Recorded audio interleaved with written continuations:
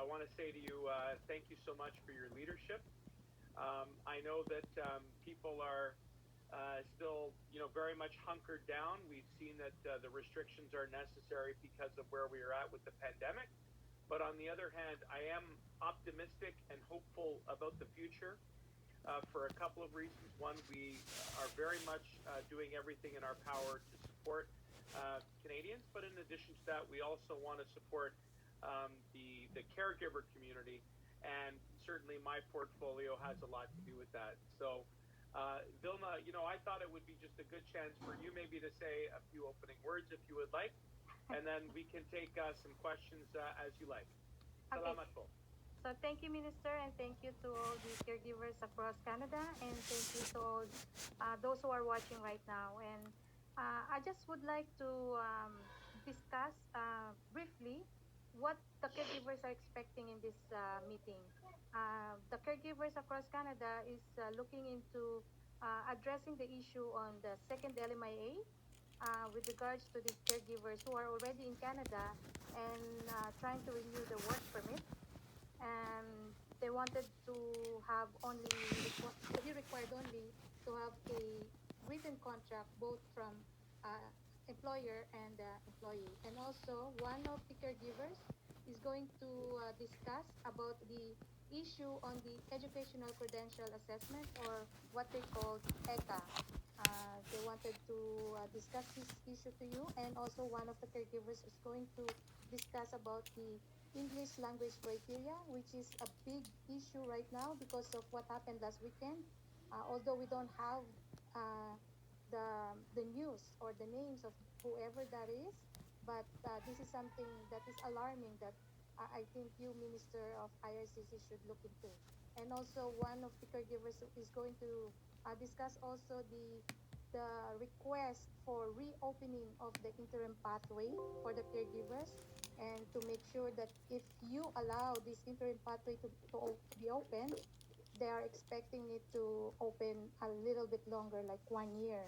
And also, those somebody will discuss also the open work permit to be issued to those who applied for PR in 2019, never received an AOR or acknowledgement of receipt, and some already received an AOR but never had the movement since then. They're asking for IRCC to give them an open work permit while they're waiting for the application to be approved.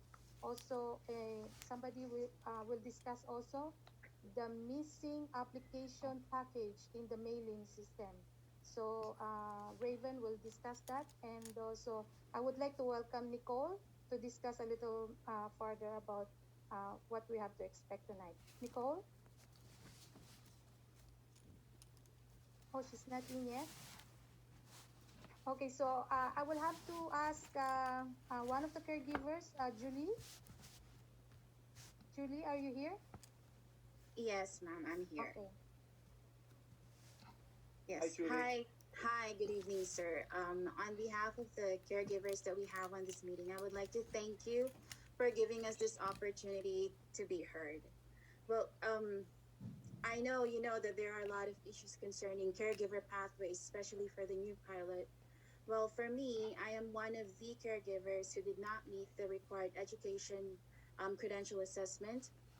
So there are a lot of confusion regarding this, especially the terminologies that the different agencies are using in terms of giving us the result. Some of them are secondary school diploma and 1 year of post or 1 year of college study. Others are 2 years of college study. These terminologies that are used is not included on the list, which is showing on the IRCC website, namely the Appendix B for the ECA. Most of the terminologies on that list requires a certificate. So at first, we were very confident regarding our results because technically post-secondary is by definition any education taken after the secondary school. So that's why a lot of us did not submit any application yet because, of course, we don't want to take the risk and get a refusal, making our application more complicated afterwards. That's why, if you can give us a chance, especially for those in Canada applicants, to opt for another interim program, that would be a big help for us. That's it. Well, thank you, Julie, and thank you for speaking on behalf of the caregivers who have had this be an issue. And I also want to say that it is really important that we have this opportunity to hear you and to listen to everyone else and helping to identify where the issues are in the program. Before I come to the like this where we are specifically with regards to the adjustments that we have made regarding educational credential assessments, I'll just say that it is certainly our view that we try to be as flexible as we can when it comes to designing these programs, and particularly around the caregiver pilot. And many of the changes that we have made to the program are designed to not only provide you and others on this call with the best opportunity to come and start a career here as a caregiver, but equally, beyond, to find that mobility that certain, and that opportunity that I think that is a draw for so many. And again, just speaking about the program, we have tried to make it more accessible. So, for example, on LMIAs, we got rid of the $1,000 fee for middle class families who couldn't afford it. And that gave a lot of hardworking families here the chance to apply for an LMIA without that fee and then to bring more caregivers. And that has certainly been one of the reasons why this program has, I think, attracted you and so many others. So that's one of the first things that I think has helped to strengthen the program. The other, as you know, is earlier it used to be that you had to live with your employer. We lifted that restriction, and we now have a program that allows for people to work in a home as a caregiver or elsewhere, but then obviously to go home to their own place of residence. And that's just two very specific examples of how we have listened, I think, to the caregiver community, to families here in Canada, to try and make it more flexible. On educational requirements, I understand that in some cases that there is an issue around how a diploma from abroad is being assessed as meeting our minimum requirements. What I have said to Vilma and what I will say to all of you is that I invite you to bring those cases to my office's attention so that we can take a very careful look at what those requirements are, to see whether or not there is an interpretation that can be given to those diplomas, those educational qualifications, in a way that is consistent with the standard that we have set. And as you know, one of the reasons why we have this requirement is to help to facilitate the welcoming and the integration of the caregiver and the newcomer into the family, into the broader community. So I keep an open mind on the question of the educational credentials and assessment, knowing that we have tried to set the bar appropriately, but that in some cases there will be issues that can be resolved. In some cases there will be issues that cannot be resolved. And I encourage you, Julie, and anybody on this call, if you have a case where you feel as though that you're stuck and there might be a chance for us to take another look at it, I invite you to bring that to our attention. Okay, so sir, Okay, you're saying I can just, sorry, ma'am. So I'm actually just 3 minutes away from your office. I'm actually just I'm one of your constituents. Oh, really? Yeah, You're so close. I know. I live at Glengarry. So I did send an email to your office regarding this concern, but unfortunately, I did not receive an appropriate answer. So I was just sent to the immigration, I think your immigration office staff, Yes. And then when they came back, they just What was the answer, Julie? What did they say? That it didn't meet the requirement? no, they just sent me the link for the home child care provider pilot from the IRCC website. So it's not a direct answer, but it's still very vague. So what I will do is after, at the end of this call, or even during this call, I'm going to ask my staff to send you an email to my office so that you can follow up directly with them so we can look specifically at your file. Okay. So I don't know if that's Chris or Seb, if you can put your contact there, that would be great. Thank you so much, sir. Thank you, Julie. Okay, Maria Paz, would you like to say something about the issue pertaining to the caregiver program? Yes, ma'am. Okay. Good evening, sir. Good evening. ¿Cómo está ka? I'm good, sir. Thank you. In my part, in behalf of caregivers, many were not able to meet the English criteria of CLB 5. Some have taken the test more than 7 times or even 26 times.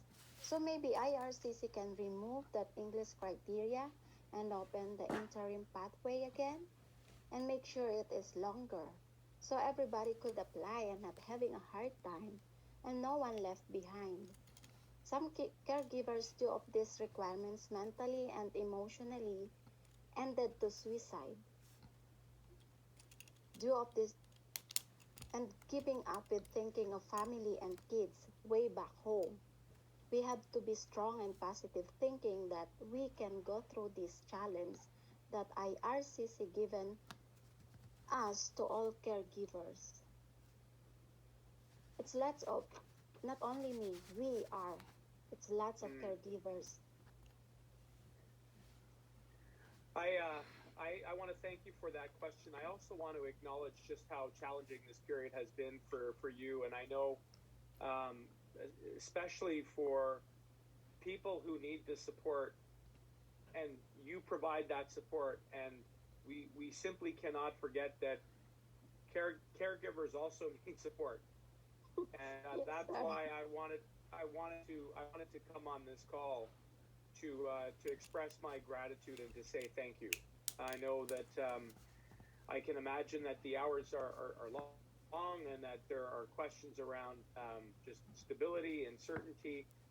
And for you, I imagine that this program is hopefully a pathway to remaining in Canada, hopefully sponsoring your families, being able to provide support to them both here and back home. So I really acknowledge that, and I want to say thank you. Thank you too, On sir. the language requirement, no, it's no, thank you. On the language requirement, and I think this is similar to the answer that I just gave around our educational requirements. We, when we create these programs, when we create the pilots for um, caregivers or for any class of immigrant or newcomer, we try to set the level of requirements to foster a smooth integration into the community. And I understand that, you're saying at the CLB 5 level that Yes, for ma'am. some caregivers that is a difficult threshold to meet. It is, yes. And I am going to take that feedback away, and I am going to reflect on that with my team and with my department.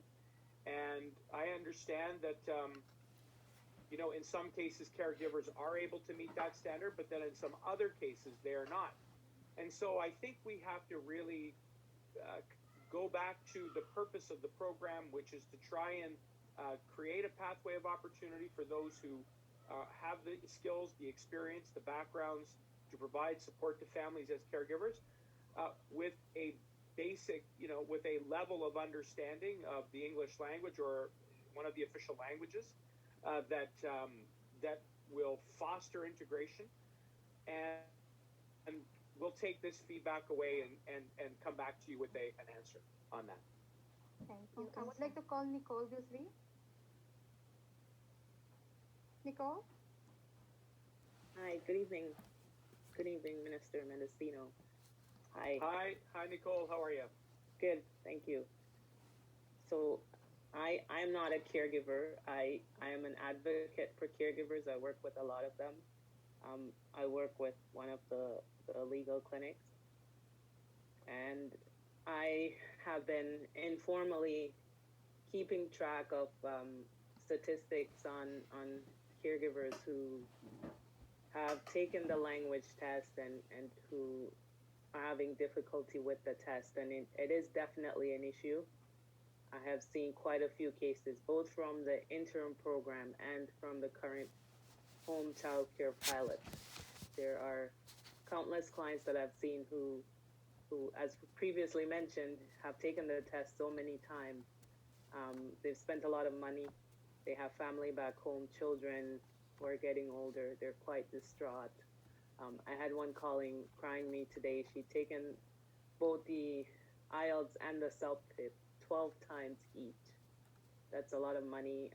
She doesn't know what she's going to do because everyone comes believing that they are going to meet all the requirements. They're going to be able to get in the program and get their family here. One of the issues I have with the program is it doesn't allow for a lot of flexibility.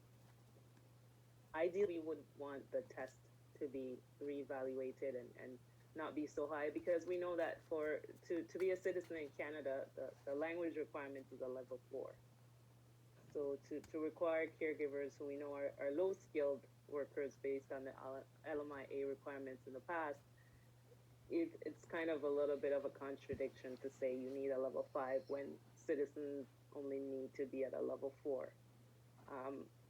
The other issue is looking at the guidance notes for officers. It clearly says that language test results must be conclusive evidence, and other written evidence will not be considered. So it's basically saying that officers cannot look at agency considerations for specific cases, which I think is an issue, because we're asking women mostly, most exclusively, it's women who are working full time, long hours, in a foreign country, doing all these things. We're asking them to study and take a test and pass this test. So I think there should be, at a minimum, at least some agency and some discretion given to the officers when looking at the language test. Yeah. I look. That is. I think you raise some really important and specific points. And as you were speaking, Nicole, I had been jotting them down. And in particular, the lack of alignment between the caregiver language requirement and our citizenship test. And that will be one of the things that I want to speak about with my team and the department. So thank you for raising that. I also think you make a good point around the cost that is associated with having to take multiple tests so that you can meet the requirement. And certainly, as a government, we are very much focused on trying to provide financial support for people who need the additional aid, particularly during COVID. And then finally, the last point that I thought that you made that was that I'm reflecting on and that was interesting is, is there some kind of another way to assess the language proficiency of a candidate?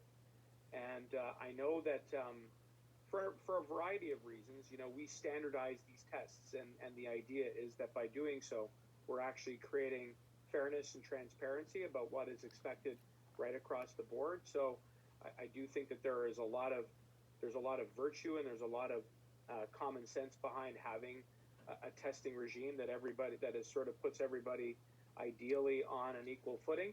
But I think you've raised some really interesting points there, and I will certainly take that back to my department. And Thank you. I would like to call Raven to discuss the issue on mailing missing mailing documents. Good. Raven? Yes, I'm here, madam. Good afternoon. Good evening. Hello. Hi. How are you? Fine, Hello. thank you. We have issues about PR applications. It's not in the system because they lost the mails. I myself, we have asked to resubmit the whole application package because they could not find it. Some have copies that they can resubmit.